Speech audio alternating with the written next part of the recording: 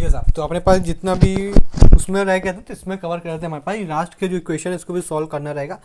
तो वो साहब ज़्यादा टाइम इसमें बेकार नहीं करेंगे, इसके बाद सीधे क्वेश्चन की प्रैक्टिस करेंगे यहाँ पर। लेकिन ये थोड़ा रिजल्ट अपन निकाल लेते तो चीज़ें ज़्यादा अच्छे से बन जाएंगी साहब। ठीक है, इसके बाद जो रिजल्ट है अपने पास, जिसको अभी किसको रिजल्ट किसका, अच्छा इसको सॉल्व करना रहेगा ना। ठीक है, कोई दिक्कत नहीं हमारे पास। देखो क्या से इस वाली पार्टी इस वाली पार्टी कट जाएगी।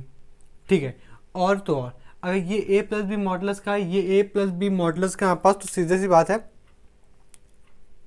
इसको उठा के यहाँ लिया। इस जो माइनस वाली पार्टी है, इस माइनस का 2a मॉड बी, इसको उठा के यहाँ लिया तो यहाँ पे जो बनेगा वो बनेगा 4, दो दो जुड़ जाएगा हमारे पास। यहाँ पे हो जाएगा ए मॉडलस का मल्टीप्लाई बाय 4, यहाँ पे बी बराबर की कितनी पार्टी, 0 पार्टी। ठीक है, और यहाँ से यहाँ पास जो चीज़ें समझ में आएगी हमारे पास, ये जो चीज़ समझ में आएगी कि जो ए वेक्टर बी वेक्टर कैसा रहेगा हमारे पास, परपेंडिकुलर रहेगा। ठीक है, यहाँ से एक चीज़ की भी प्रूविंग हो जाती है हमारे पास। और यहाँ से भी कोई सी भी चीज़ का अगर आपको निकालना हो तो उस चीज़ से भी हम निकाल सकते हो। जो आखिरी चीज़ जो आपको समझनी थी कि कल को अगर इन दोनों का ब्रैकेट बनेगा, उसका होल स्क्वायर खोलना पड़ेगा, तो उसको होल स्क्वायर किस चीज़ में खोलेगा आपके सामने, ए प्लस बी का मॉडलस को होल स्क्वायर कैसे खोलेगा, इस तरीके खोलेगा। ठीक है, बात समझिए, मॉडल बस कुछ नहीं रहेगा, पूरा फॉर्मूला वही रहेगा हमारे पास। और ए बी में हमारे पास सिंपल सा मॉड लग जाएगा साहब, क्योंकि सेक्शन फॉर्मूले वाले की जितनी भी चीज़ थी उसको भी हमने छुआ भी नहीं, तो उसका भी नहीं छुआ है। अब हम डायरेक्शन कोसाइन वाले जितने भी क्वेश्चन है उसकी प्रैक्टिस कर ले रहे हैं हमारे पास। ठीक है, तो चीज़ें कहीं ना कहीं कनेक्टिविटी बनी रहेगी।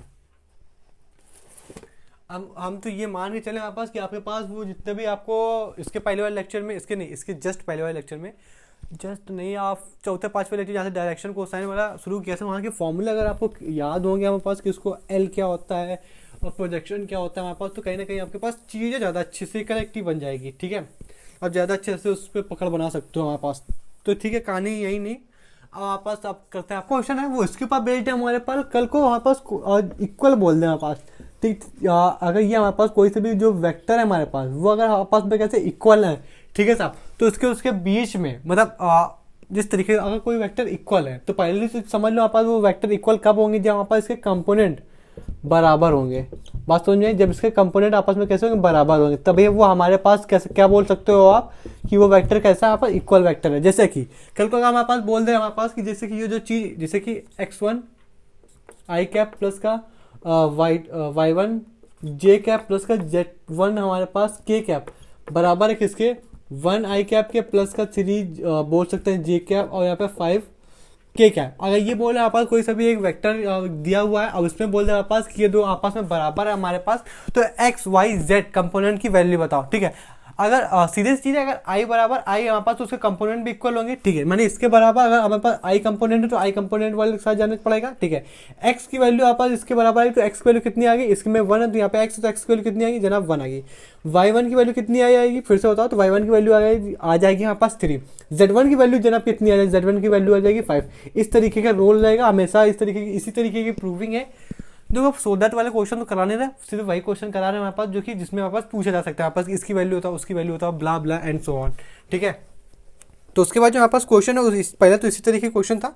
दूसरा क्वेश्चन कह रहा है हमारे पास कि फाइंड द मैग्नीट्यूड। ठीक है, इसमें ज़्यादा टाइम नहीं वेस्ट करेंगे। ठीक है, कह रहा है फाइंड द ओके, कह रहा है मैग्नीट्यूड फाइंड करके बताओ। ठीक है, बिल्कुल फाइंड करेंगे हमारे पास ऑफ वेक्टर, कौन से वेक्टर की, ऑफ वेक्टर क्या बोला उसने, ए आई कैप माइनस का 2 जे कैप प्लस का 6 के कैप। ठीक है, इसके इस वेक्टर के हमारे पास, इस वेक्टर के अपने पास मैग्नीट्यूड बताना है। ठीक है, अब देखो उसने यूनिट वेक्टर नहीं बोला हमारे पास कि आप यूनिट वेक्टर करके इसका आप डिनोमिनेटर में मैग्नीट्यूड निकालो, फिर 3 के नीचे भी रखो, 2 के बीच रखो, 6 उसके वर्ड पे ध्यान देना हमारे पास, क्वेश्चन पढ़ना ध्यान से। Find the magnitude of direct, उसने कोई भी उसने डायरेक्ट बोला कि मैग्नीट्यूड फाइंड करो, और मैग्नीट्यूड डायरेक्ट फाइंड करने का तरीका ये कि अंडर रूट के अंदर इसका स्क्वायर 9 साइन के साथ यहाँ पे माइनस का 4 यहाँ पे प्लस का 6, तो जनाब हमारे पास ये तो दिख रहा है हमारे पास कितना बन जाएगा, ये 2 10 अंडर रूट 11 यूनिट। ठीक है, आंसर तो इतना नहीं आ रहा, यहाँ पे 2 था ना, तो इसके अगर हाँ इसके साथ अगर रखेंगे तो इसका भी तो स्क्वायर होगा हमारे पास। ठीक है साहब, तो यहाँ पे जो बनेगा हमारे पास 6 10 10 6 का स्क्वायर देखो हमने 6 ही लिख दिया, 36 रखोगे तो ये आंसर आ जाएगा 49, तब वहाँ पर जाके 7 यूनिट आएगा आंसर। ठीक है, बात समझ में, इसके साथ रखना वही चीज़ बताया था लेकिन आपको बताया नहीं, खुद गलत कर दिया। साइन के साथ रखेंगे फिर उसका होल स्क्वायर करेंगे, यहाँ पे 6 का होल स्क्वायर करेंगे 36 बनेगा, 49 बनेगा अंडर रूट के अंदर, ओवरऑल आंसर कितना रहेगा 7 रहेगा हमारे पास। ठीक है सर, उसके बाद हमारे पास कह रहा है हमारे पास फाइंड द डिस्टेंस बिटवीन, दूसरा क्वेश्चन है हमारे पास कह रहा है फाइंड डिस्टेंस बिटवीन उसके बीच की डिस्टेंस बिटवीन फाइंड करनी है कहाँ से, 2 3 1 एंड हमारे पास -1 2 -3 इसके बीच यहाँ पास क्या फाइंड करनी है अपने को, डिस्टेंस फाइंड करनी। तो ध्यान से अभी से ये आदत डाल लो या फिर दिमाग में एक चीज़ बैठा लो, जब भी वेक्टर में हमारे अंदर कोई भी डायरेक्ट कोऑर्डिनेट्स गिवन होंगे और उसमें आई जे कैप नहीं नोट डाल के चाहे तो लिख लो, कोऑर्डिनेट में गिवन होंगे जनाब हमारे पास, सबसे पहले उसको हम a - b यानी पोजीशन वेक्टर है, पोजीशन वेक्टर उसमें करेंगे क्या, b - का a वेक्टर। बात समझ में आ रही जनाब कि नहीं आ रही, तब जाके वापस आखिरी में आई जे कैप निकालना, जब दोनों वेक्टर को अगर इस कोऑर्डिनेट सिस्टम में गिवन होगा उसके बाद अपन उन दोनों को सब्ट्रैक्ट करेंगे साहब, ठीक है। उस जब सब्ट्रैक्ट करेंगे हमारे पास तब आई जे के निकल की वैल्यू आएगी, ठीक है। तो जिस में सब्ट्रैक्ट करने जाएंगे जनाब डायरेक्ट सब्ट्रैक्ट करें तो -1 में देखो टेल माइनस हेड होगा हमारे पास, ठीक है। तो -1 में -2 आ जाएगा, तो यहाँ पे क्या -3 आई, ठीक है।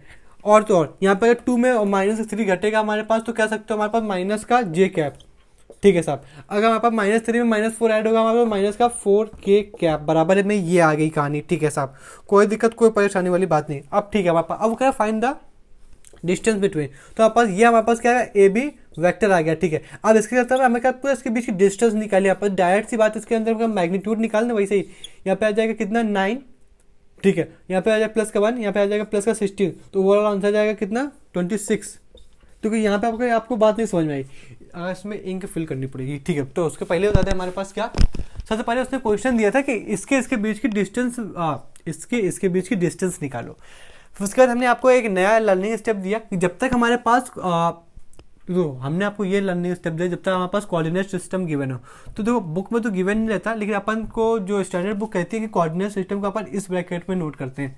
बात समझ में आ रही कैसे ब्रैकेट, ये जो हमारे पास इस तरीके लेस देन और इक्वल देन वाले साइन होते हैं, इस तरीके जब डिनोट करते हैं हमारे पास, तो ये हम यहाँ से दिख गया हमारे पास डायरेक्टली हमारे पास की कोऑर्डिनेट गिवन है, ठीक है। कोऑर्डिनेट सिस्टम को हमारे पास वेक्टर में इंट्रोड्यूस कराना है तो हम किसका इस्तेमाल करते हैं, पोजीशन वेक्टर का। पोजीशन वेक्टर ये कहते हैं हमारे पास यहाँ ए बी 2 पॉइंट है, तो ए बी में हमारे पास बी में ए सब्ट्रैक्ट कर देंगे, वहां से हमारा आई जे कैप निकल आएगा। जिस दिन हमने इसको सब्ट्रैक्ट किया उस दिन जो सब्ट्रैक्ट करके लिखते गए, तो यहाँ पे जो शुरुआत में था वो एक्स था, तो एक्स के साथ आई आ गया, बीच में हमारे पास वाई रहता था तो जे आ गया, और सब्ट्रैक्ट करने के बाद यहाँ पे -4 आया, तो ये जेड की पार्टी थी हमारे पास लास्ट वाले दोनों टर्म, तो यहाँ पे के आ गया। वहां से हमारे पास एक ए बी वैक्टर आ गया जनाब। उस ए बी वैक्टर में अभी तक हमने डिस्टेंस नहीं निकाली हुई थी, फिर हमने देखा कि ये जो वेक्टर है इसी की जो बी, अब जब यहाँ पे जो सब्ट्रैक्ट हो गया तो यहाँ पे अभी आपको जो इंटरमीडिएट फॉर्म है वो आपको बता दें।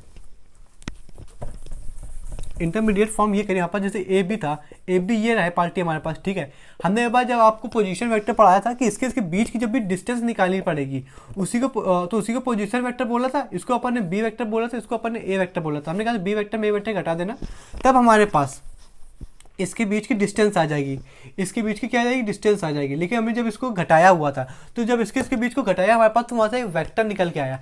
अब अगर इस वेक्टर का जो भी मैग्नीट्यूड होगा, हालांकि जब निकला तो इसके सब्ट्रैक्शन से ही है, निकला जनाब इसके सब्ट्रैक्शन से ही है। अगर इसके सब्ट्रैक्शन से निकला जरूर ये डिस्टेंस रही होगी, इसको तो ये कहीं ना कहीं डिस्टेंस है, तो इस डिस्टेंस को हमारे पास क्या करना पड़ेगा, इस डिस्टेंस को हमारे पास डिस्कोड करना पड़ेगा। इस वेक्टर को डिस्कोड करने के लिए जाहिर सी बात हमारे पास मैग्नीट्यूड चाहिए हमारे पास, क्योंकि ऐसे थोड़ी रख देंगे, जो भी डिस्टेंस हो मैग्नीट्यूड में, अगर इस वेक्टर की मैग्नीट्यूड चाहिए हमारे पास तो जरूर जो भी इनके जो स्केलर गिवन है, स्केलर मतलब वही तो होता है जो इसके कंपोनेंट होते हैं 3 1 4, तो इसके स्केलर का जिस दिन हमने मैग्नीट्यूड निकाल लिया, अब वेक्टर के मैग्नीट्यूड निकालने का फॉर्मूला यही है हमारे पास कि जो भी इसके कंपोनेंट हो उसको स्क्वायर करके अंडर रूट के अंदर की वैल्यू निकाल लेना, वो आपके सामने रख दी गई है।